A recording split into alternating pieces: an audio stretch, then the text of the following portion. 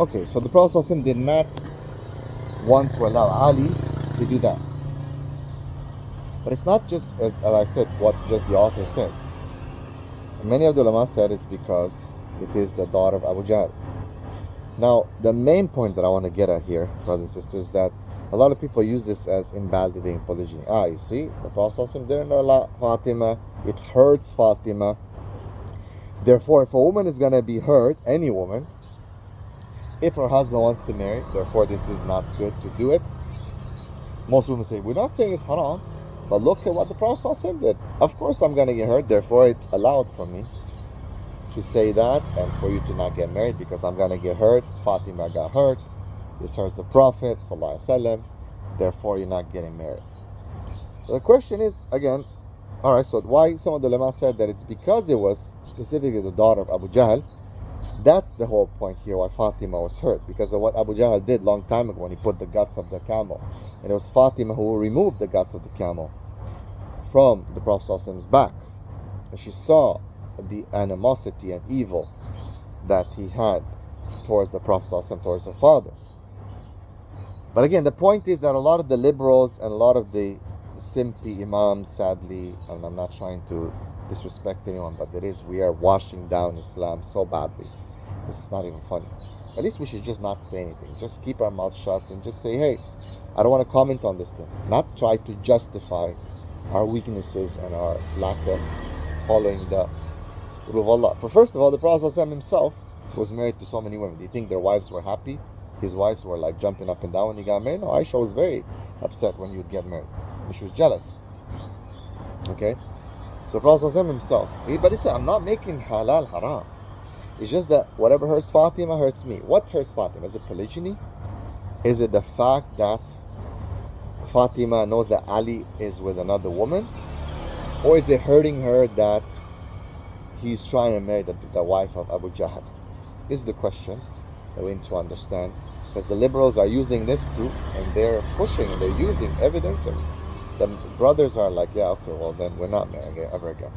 I'm not trying to just preach polygyny here. It's just what I'm trying to show is the distortion that even people from Ahl Sunnah will do, Ahl Hadith will do, because we're human beings, we follow our desires. At least you have to admit it. That's all we all have, starting with myself. Sometimes this is a danger for all of us. No one is safe from that. Illa ma rahim rabbik. So my point is that, was Fatima angry because Ali's with another woman in halal, or was she angry for something else? And it seems like it was something else. It was because it was the daughter of Abu Jahal. Now yes, of course she'll get jealous, she'll cry if he wants to marry, and if he wants to marry another woman. Maybe it's because of marriage, because of many things. But see, we find Ali actually that he was with other women while Fatima was alive, when he was married to Fatima. The Prophet did not object to that. He didn't find that hurtful to Fatima, and it seems like Fatima didn't find it hurtful either, maybe. And I know this is taboo, but there's a clear hadith of the Prophet ﷺ talking to one of the other people who basically went to collect something after a war, and Ali was just taking the ritual bath, ghusl, after having intercourse with one of the slave women that resulted out of the battle. And the Prophet asked the other person, do you hate Ali? And he said yes. He said, why do you do that? He deserves much more than this.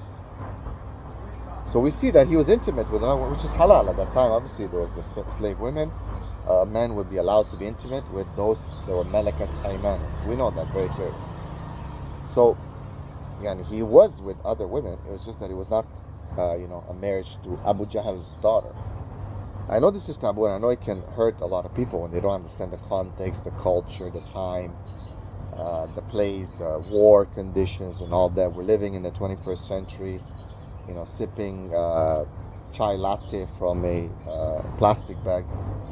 Yeah, it's easy, or we can order grab food, from our phones. It's easy to be like, oh my God, this is so bad. This is so bad. No, you don't understand. It's not bad. It's bad only because we've been conditioned by Disney and Bollywood and Hollywood. That's why it's bad. Other than that, it's not bad. Right? It's not bad. If we lived in that time, we would not think twice about it. Because that's how it was. If you understand anything about anthropology and human behavior and psychology, you'll understand how we're conditioned by our environment. It's only bad for us because we saw Beauty and the Beast. It's only bad for us because we saw Snow White and the Seven Dwarfs. It's only bad for us because we saw, Ariel and all these like princesses or princes, love stories, one-on-one thing, Romeo Juliet stuff. That's why it's bad. Other than that, it's not bad. We've been conditioned to believe that it's bad. And that's why we find with most things this cognitive dissonance. We're like, oh my God, what is this? It's so bad. This is Islam. People have doubts about Islam because of these things. Women leave Islam because of these things. But you see, Islam is not called how women feel. Because, oh look, Fatima was crying. She was upset, 100%. She's entitled to that. What do you think? She's going to dance and be happy like, yeah, woo, my husband's getting married. Normal reaction. If you know anything about women, normal reaction. Does that invalidate a hukum of Allah subhanahu wa ta'ala? No, it doesn't. Can he contextualize it? Yes. And that's why Prophet said, look, don't do it. If it hurts Fatima, it hurts me. Does that invalidate polygyny? No, it doesn't. Clearly it doesn't, because Ali was having intimacy with slave women. It's clearly stated in the Hadith. Fatima died only after the Prophet ﷺ. So Fatima was still alive, was his wife, and Ali was having intimacy with slave women. Normal at that time. I know you all maybe thinking what the heck are you talking about? But very, very, very, very normal. Okay, you have to understand that. Alright? But my point is here just to refute the liberal people who are trying to negate the hukum of Allah. I'm not trying to convince anyone here, go get married to 4 wives and all this, people try to say. Even though I support it, I clearly endorse it and advise people, but this is not my point in this video here. To every time I talk about things, it's just all I'm thinking of is marriage, and marry many women. That's when people say that. They accuse me of that. I'm just trying to show why people are distorting Islam. It's not only about polygyny, so many other things.